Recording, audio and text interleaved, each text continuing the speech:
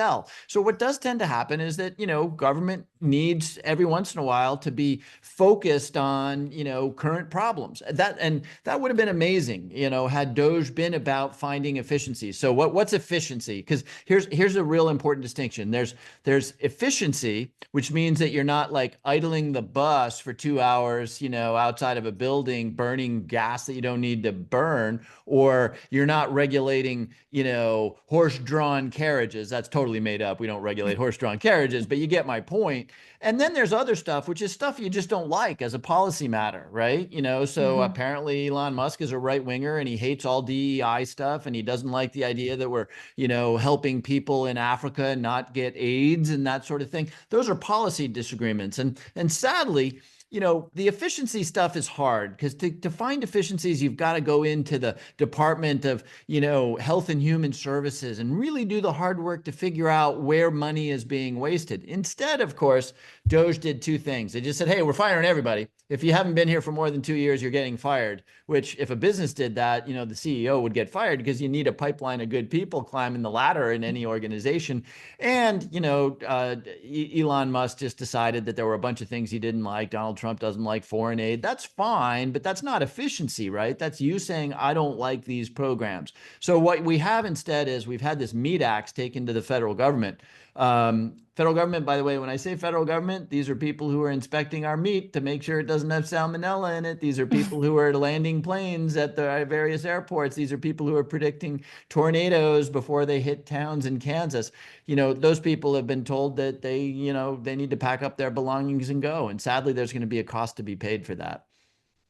So pretty much we are looking at pure confusion. And the way that I see it is if we were being serious, like you said, there would be audits happening, there would be breakdown, there would be conversations happening between Elon Musk, DOGE, and congressional members. Am I correct on that? Well, you could even keep Congress out of it, right? You could send a bunch of people into the Department of Commerce. You could send a bunch of people into the, Department of Health and Human Services. These are big bureaucracies, no doubt about it. And you would say, tell me what you do.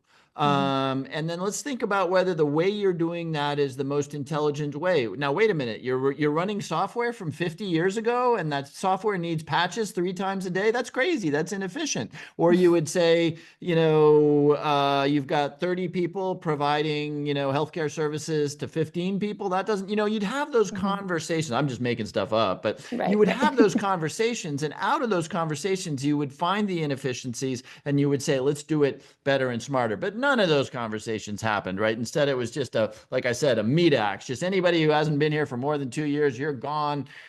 Shut down the programs that, and sadly, not only are you not going to get better efficiency because you didn't have the conversations and do the hard work, but you're actually going to end up creating confusion and concern around programs that are really important to us. I mean, when lots of senior people at the FBI retire because they've just had enough of the madness, I work a lot with the FBI. They're out there stopping terrorist attacks, right? And stopping drug dealers. And when a lot of these people say, the hell with it, I'm going to go to the private sector and make more money, we're less safe.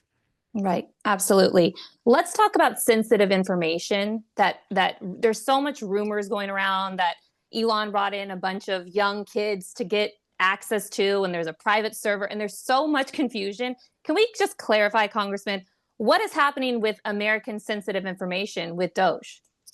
Yeah, I mean, there's probably a bunch of categories, but let me just focus on 2 of them. One is your information and my information, right? The Social Security Administration has all of our income information or the IRS has all of our income information, where you earned your income, what stocks you own, what mutual funds you own, when you left one job, a lot of really pretty sensitive stuff. By the way, if you're on Medicare, if you get your insurance from Medicare or Medicaid, the government has a lot of your healthcare information, what diseases you've had, that kind of stuff. So we obviously have rules in place to protect the personal information, the millions and millions of Americans who have lots of personal information with the federal government.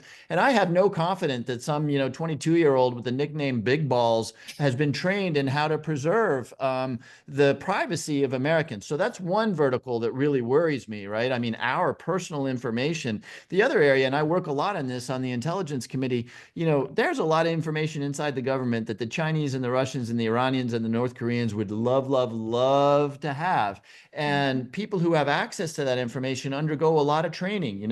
For example, you don't put classified information on your iPhone. You talk about classified information on certain phone lines. And if you haven't had that training, it's just a field day for our enemies to potentially get classified information. So I just don't have a lot of confidence, considering how fast these guys moved in and started accessing computer systems, that either the protection of our personal information or the protection of classified information was adequately done.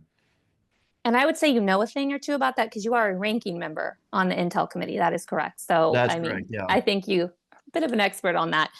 What can the American people do to make a difference? Everyone wants to do something, they don't know what to do. And give us a few bullet points here, what Americans can do to make a difference and to slow down this process. Yeah, and so I would answer that question moving a little bit away from DOGE. DOGE is kind of, those of us in government need to say, no, Elon, you can't fire everybody who inspects our meat to make sure there's not salmonella in it. That's our job. But let's move on to the budget bill that passed yesterday. The whole idea behind the budget that Donald Trump and the Republicans want to pass is, let's preserve the tax cuts that provide very, very low tax rates for corporations and for very wealthy people. And to do that, let's cut things like Medicaid, Pell Grants, food stamps. And it's really important that people out there reflect on whether their lives will be affected. So Medicaid, you think Medicaid, okay, that provides health insurance for 30% of America's children on the lower end of the income spectrum, right? It also provides, by the way, grandma with her ability to stay in a long-term care facility or in a nursing home or an assisted living facility. So Americans right now need to look at whether their lives are impacted by Medicaid, by student loans, by Pell Grants, and be forewarned that there are plans to really substantially cut those programs in favor of keeping the corporate tax rate very, very low. So this is a moment for Americans to say, gosh, am I actually getting a benefit from things like Medicaid and Medicare? And if this is dramatically cut, is it gonna hurt me? And if the answer to that question is yes, they've got to let their members of Congress and senators know. Yeah, absolutely. Call, email. I've been doing so much content on that.